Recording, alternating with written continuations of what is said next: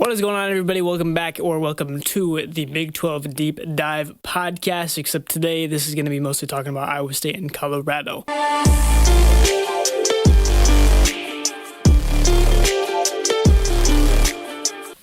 So Iowa State and Colorado, we've got a few things to talk about with this game.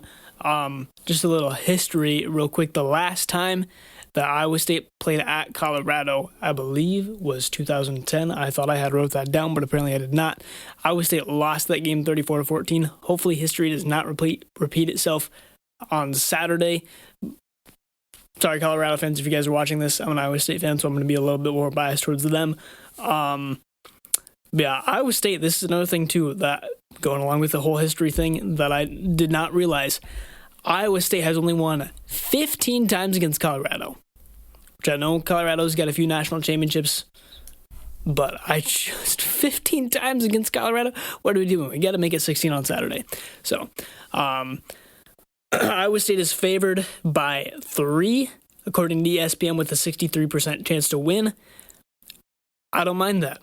I don't mind that at all. I think that's a pretty fair chance on Saturday. So we're going to get into this game a little bit. Before we do that, I just want to make a quick little awareness to Deion Sanders. Sounds like he had a successful surgery on Tuesday. Sounded like some stuff started flaring up with his cancer again. So good to see that his surgery was successful. So it sounds like he will be on the sidelines this Saturday. Before we get into the actual game, we're going to talk a little bit about something that Matt Campbell said, because I'm going to be honest, I did not like it a whole lot. I was talking about the Cincinnati game over the past weekend. Not that we're going to keep talking about this forever, but I just thought I would bring this up because this is really interesting to me. The reporter was asking someone about the decision to go for 2 at the end of the second quarter and then kick a PAT after the early third quarter touchdown at Cincinnati. Matt's response was, yeah, well, I think the first one was we were chasing points. I felt like if we could get to 15, it was a 2-score game, right? And we were at 16 at that point when it was 15-31. And then he said, and we scored so fast in the third quarter coming out that I didn't feel like we needed to chase at that point.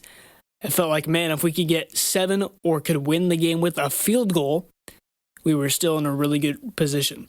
Now, that's where I don't really like what Matt Campbell was saying, because I'm not, again, I said this in the last video, I'm not saying we don't have a kicking game right now. It's just a very short range of a kicking game right now is the problem.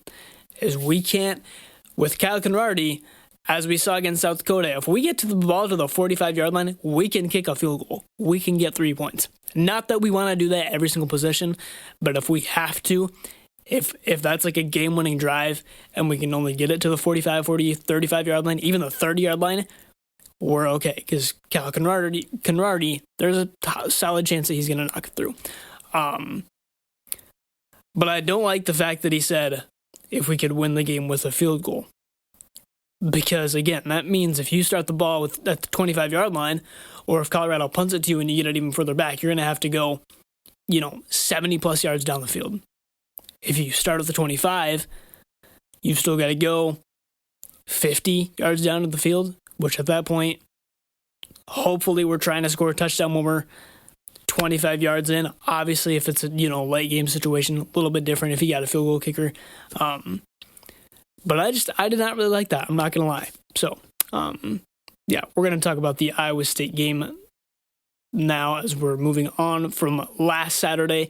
That's in the past. We're trying to get a dub this weekend. Some keys for Iowa State that I think have to happen this Saturday. Our offense has to play lights out. This is the only thing I'm going to bring up from last Saturday. If I'm bringing up points, this is the only time I'm going to bring up last Saturday. Our offense struggled for sure in the first half. I think if we can put up 21 points in the first half against Colorado, I think that would be amazing. I think that'd be perfect for us. Abu Sama, Dylan Lee, sounds like Carson Hansen's questionable, which, as we've seen from Iowa State, that more than likely means that they're going to be out the whole game, which sucks to have another person listed as questionable / out for the rest of the year. But yeah, I'm interested. We saw Dylan Lee play in the South Dakota game a little bit. So I'm interested to see how many minutes does he get? Does he get in at all? Is there someone else that's coming up instead of Dylan Lee? Who's kind of that second running back, in fill of Abu Sama when Abu Sama is going to be moving up to RB1, getting more of Hanson's minutes. And Hanson could be a game-time decision, too. That's the other thing that I wrote down.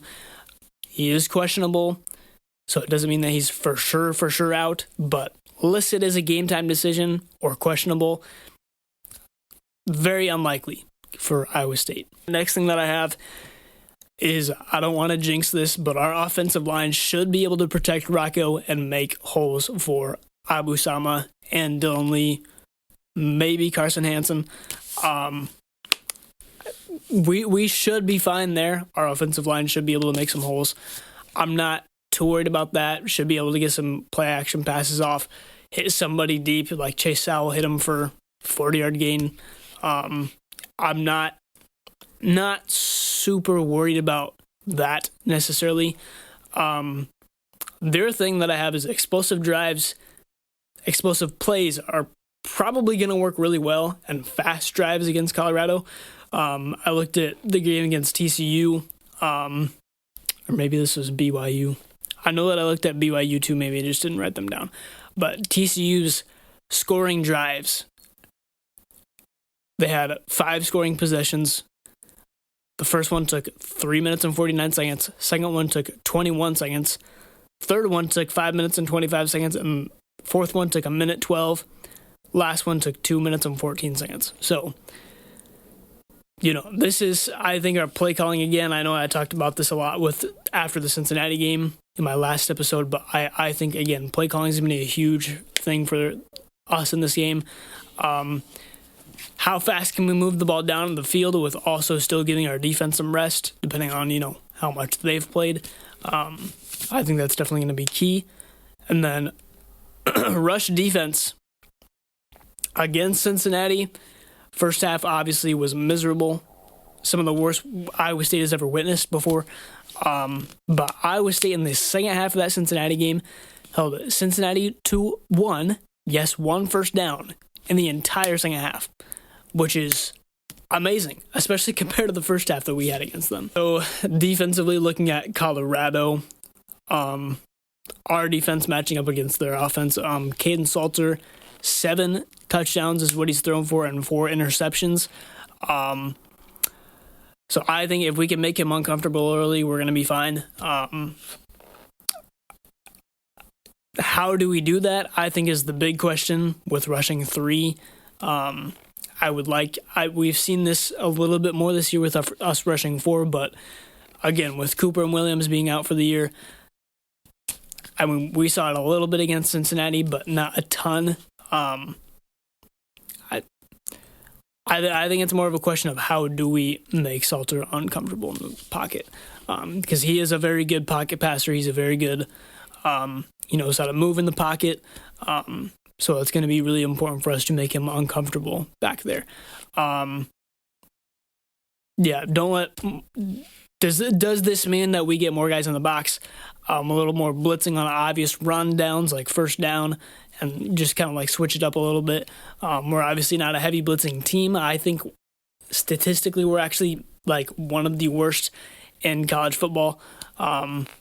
That's not even, if you haven't looked up that stat, I'm not even kidding you guys. I genuinely think that is a legitimate stat, that we're one of the worst blitzing defenses in the country, which should not shock you from watching our games. And then the last thing that I have is, don't let their wide receivers get behind us. Our secondary is Trey Bell, Quentin Taylor. Don't let them get behind you. Don't let them burn you, because they do have some playmakers at wide receiver. I think that's going to be really, really key for Iowa State in this game. 2 more things I got to talk about here. Carson Hansen impact if out. I honestly, the way that Abu Sama played last game, I don't see. Obviously, it's a bit of a blow, of course, but I don't see there being too much fall off between Abu Sama and like Dylan Lee if he's the guy that gets in more. I don't see a whole lot of a big impact if Carson isn't able to play. Obviously, yes, it'd be nice to have, Carson Hansen there, but if he's not, he's not. I personally, I just don't think it's going to affect us too much. The last thing that I'm going to touch just a little bit on, this is nothing to do with the game on Saturday, but it's just something to kind of look at. Obviously, Iowa State does not get, tons and tons of 4-star commits left and right, but this is just something I wanted to look at a little bit. 2 4-star commits recently decommitted from Iowa State, Jet Thamila, who is a quarterback, and then Milan Paris, who's a wide receiver. Jet committed to Alabama, and then Milan Paris is on visits to Oregon, Auburn, already did a visit to OU because I saw his post about that, and then Miami. And this is just kind of something that I wanted to talk about a little bit because we all know why it's happening with the transfer portal and NIL deals and all this stuff, but man, it does kind of suck because it's just like we don't get that type of talent right out of high school a whole lot. Yes, we've definitely had some more 4-stars, with who was our quarterback that just went to App State, Cole, JJ Cole. Like he came to Iowa State. Now he left, went to App State. Same thing with Omaha Blue, who was just kind of slow overall. Nothing against Omaha. I thought he was very, very good. And he was actually a 5-star. But I will say the other thing, too, though. If maybe not necessarily about, losing guys to high school recruiting, from them decommitting, more so just like the transfer portal stuff. It is pretty cool to see like us take like the 3-star talent, and it really shows like culture really does beat out the money, because you've got teams like Texas or Penn State who've got just millions and millions and millions of dollars. I mean, Texas is giving their kids Lambos that are playing football for them. They're probably going to finish middle of the SEC. I mean, Iowa State, we'll see where we end up in the Big 12 this year, but we were in the championship game last year for the Big 12 with a bunch of 3-stars, sprinkled in with some 2-stars, sprinkled in with some 4-stars. So I think that that's something that I just kind of wanted to touch on a little bit, because it's all of this. Guys that are my age are getting paid millions of dollars to go to a school like Texas and lose. Like, you're not even winning games. You're not going to win championships there. Sure, Iowa State, probably not going to win a national championship in my lifetime. If we do, amazing. That'd be awesome. Matt Campbell could get it done if we get the right guys. I shouldn't say if we get the right guys. We have great guys right now. But theoretically speaking, no, you're not going to get 5 stars at Iowa State University, especially in today with all the NIL. And so I don't know. I just kind of wanted to touch on that a little bit. But yeah, that is all the time we have for today. I will be back tomorrow about the same time, talking about the games this Saturday again. I know I did that on Wednesday, but just kind of want to go a little bit more in depth, and my picks for Saturday as well. So yeah, that'll be in the next video. I'll see you guys next time. Peace out. Thanks for listening to the Big 12 Deep Dive, the podcast where we break down everything Big 12 football and basketball.